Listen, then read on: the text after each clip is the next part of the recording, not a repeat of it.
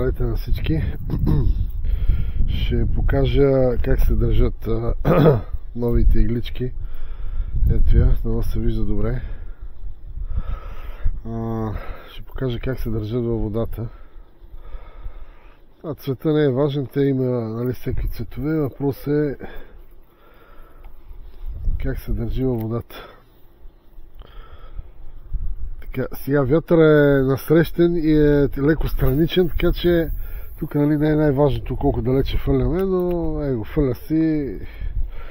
При насрещен вятър си хвърля добре. Сега камерата едва ли ще го види чак оттам, но си пляска добре. Може да го водите и така, по-спокойно, примерно.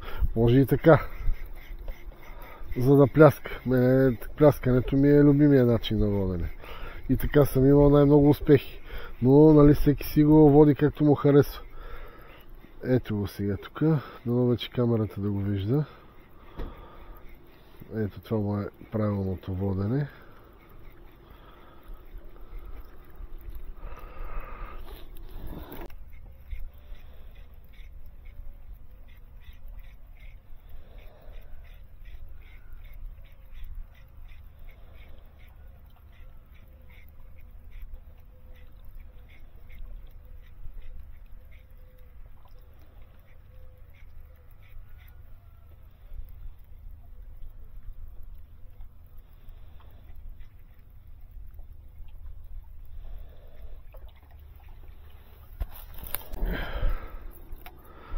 Лети си добре.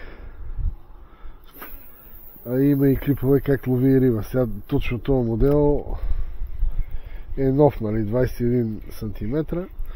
По принцип тези другите, с които аз лова, са 17.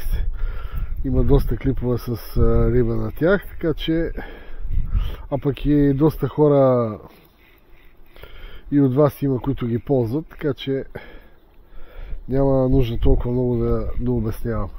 Просто показвам новия модел, 21 см, до сега нямах такъв, но според търсенето и предлагането. Ето го, дано се вижда добре как си плува. И това е. Мога да пожелая успех на всички риболовци.